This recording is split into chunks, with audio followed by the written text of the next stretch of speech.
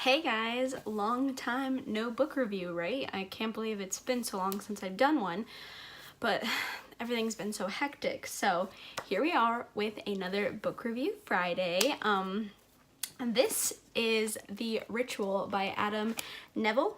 Okay, just a fair warning, this video does have some slight spoilers in it. I try not to, there's a plane. I try not to have heavy spoilered book reviews, but this one's just kind of hard not to spoil a lot for me. So I did go into just a little bit of spoilers. I mean, I didn't touch on like half the stuff in the book, but there are just some spoilers. So if you do not like that, I would not continue watching this video. So I'm really sorry. I'll try to keep it less. Actually, let me know in the comments down below. Do you like when I spoil things or do you hate it? So let me know and I will take that into consideration. So yeah, so let's continue on. But anyways, okay, so this book is a movie currently. I think it says now a major motion picture. I've seen it on Netflix and I'm pretty sure my mom has seen it. I haven't seen it yet, but when I saw the book and I read it, I knew I had to, when I saw the book and read the back, I knew I had to check it out. And I've heard really good things about this. So this book is a lot and I just finished it like 10 minutes ago, if that. I've been rushing reading it because I was trying to get this done for you guys, and I don't know how I feel about it. Like, I don't know. Okay, let's talk about the cover like we always do. So it's really cool looking. It's like a forest, like a foggy forest with the little skull right here. I think it looks really cool. I like the text that says The Ritual, very like jagged and whatnot. So I think the cover is really, really cool. This is a very long book. It's like 400 pages, which, I mean, I don't consider it long, but for a horror book, it's pretty dang long, unless you're looking at Stephen King like standards or whatever. But so on the back of the book, it says, when four old university friends set off into the Scandinavian wilderness of the Arctic Circle, they aim to briefly escape the problems of their lives and reconnect with one another. But when Luke, the only man still single and living a precarious existence, finds he has little left in common with his well-heeled friends, tensions rise. With limited experience between them, a shortcut meant to ease their hike turns into a nightmare scenario that could cost them their lives. Lost, hungry, and surrounded by forests, untouched for millennia, Luke figures things couldn't possibly get any worse. But then they stumble across a derelict building. Ancient artifacts decorate the walls, and there are bones scattered upon the dry floors. The residue of old rites and pagan sacrifice for something that still exists in the forest. Something responsible for the bestial presence that follows their every step. As the four friends stagger in the direction of salvation, they learn that death doesn't come easy among these ancient trees. So, I was excited because it sounds very satanic to me, which I was very excited for, and it is kinda. I mean, it is satanic. Like, this is a very, like, satanic book, but in a weird way. So, these four friends, there's Luke, who is the main character, Hutch, Phil, and Dom. And they all have been friends for like 15 years and they want to reconnect because, you know, they have lives. They're like in their 30s. They're trying to like hang out and like, you know, reconnect and bring their friendship back to what it was. So they decide to go camping and they're in the Scandinavian forest, I think, right? They're in Sweden, I think. So they, I don't know, it's weird between them. Hutch, Phil, and Dom all feel like they're still really connected and they still feel like friends and they still feel like they have a lot in common.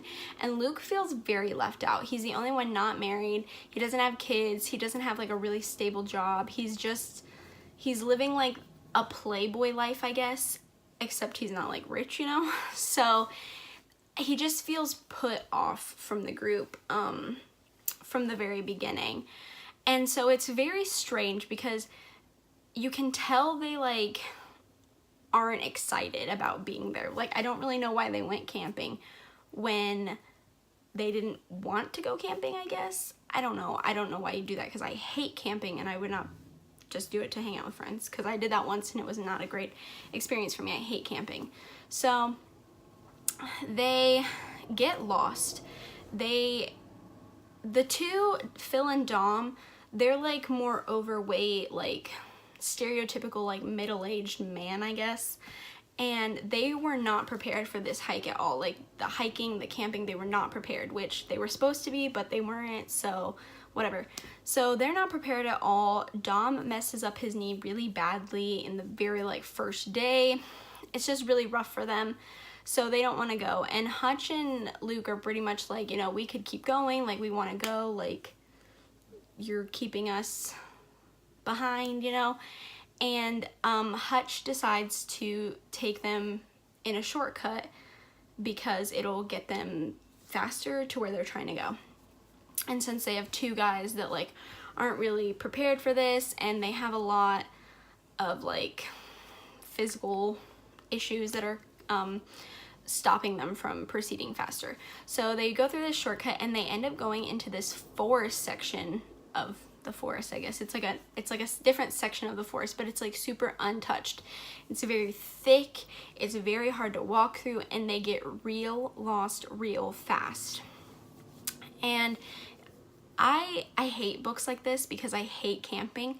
So this makes me freaked out because I don't like the thought of being lost outside in the wilderness, especially not where anyone's there to save me, which is what's happening to them.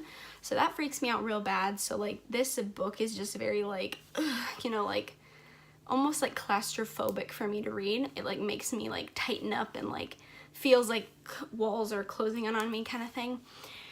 And they get lost and they stumble upon this cabin, I guess. It's like a house, and it has weird things in it. Like it has this like bull figure upstairs. I mean, I would call it a bull. It sounds like they describe it has like hoofed goat feet and like weird hands, and like it's, I don't know, it's like a bull or like a goat statue figure thing, which is where like the satanic part comes in for me. And they spend the night in this cabin because it's storming. They don't know where they're going, so they're like, oh, we'll stay here. And they all start having these dreams, but they're like freaky dreams, like they're impending death kind of dreams. So they freak out and they decide they need to like not stay here. And basically they're screwed because they leave that cabin and they have little food. They don't know where they are. They don't know how to get out. They have a man that's injured with his knee. I mean, this is like, they're using a lot of energy hiking and trying to find a place to stay, and they're using so much energy that they're not getting anything back, like no calories or anything. So it's really hard for them to like keep up their strength.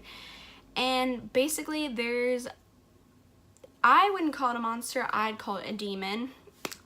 There's a demon in there, and it's basically people have been sacrificing this group of people, I guess like a cult, was keeping the demon alive by sacrificing people, and the demon comes after them. One by one they get picked off, okay? They die, except for Luke, and he's left, and he gets picked up by these kids. They're literally teenagers, but they're Norwegian black metal, like a band. They're a black metal band, and they want to call the demon because I don't know, they're weird. They got some like twisted, I don't know, they're like, it's like cool for them to be black metal and like calling a demon, and they think it's like legit because like they hate Christians and it's their god and whatever.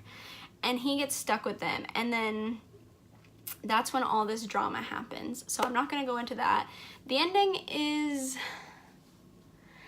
I don't know how I feel about the ending, because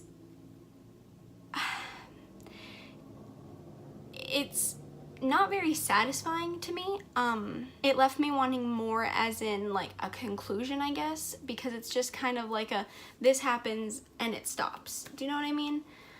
I don't know. I have a few things about this book that bother me. One, I think the book is very long. I think it kind of took a while to get to where it was going, and I get that it was building up background for the story and the characters, but even after that, it relies heavily on this hopeless feeling that the reader has, the hopelessness of them being stranded, and then when Luke gets kidnapped by those black metal Norwegian things. They're not things, they're teenagers, but whatever. And it's like, it relies so heavily on helplessness that like it kind of drains you when you read it. You're like, you're hopeless for them. You get excited that something's gonna happen and good, and then you get hopeless, and then you get excited, and then hopeless, excited, hope. You know what I mean? It kind of plays with you, and I know some people like that, but for the length of this book, for me, it was just too long and too much of that I just wanted it to end. I was just kind of like, I need this to be over. I think the plot was so well done. I loved the camping because it freaks me out. I loved the satanic thing, the demon. I didn't love the plot twist with the teenage black metal guys. I mean, it was just, it was weird. It just dragged on for me, honestly. It was just too long, in my opinion. I loved the idea. I thought it was really well done. It just was too much for me. Like, I was just kind of over it while I was reading it. I loved the idea of it. I thought it was great. I want to watch the movie because if it's like the book and it's more condensed, I'll probably love the movie. But yeah, I'm just a little like disappointed with it. I was expecting a little different from it, like a little bit more like fast-paced. It was fast-paced in a sense, but there was just so much that they were throwing at you that I was just kind of like, when is it gonna end, you know? Like, that's how I felt. But I really did like the book. I think it's a good book. I think it's very unique. I think it's very fresh. I like the idea. Just for me, it was just too long of a horror book. I have to have it somewhere in the middle. Horror, it can't be too short and it can't be too long. It just has, if it is too long, then it has to be done well. And that's where Stephen King usually falls short for me, is his books are too long, and I get bored really fast with that. But I did really like this book. I think it's a good book. I think it's worth giving a read, and if it sounds good to you, you should definitely check it out. I really did like it.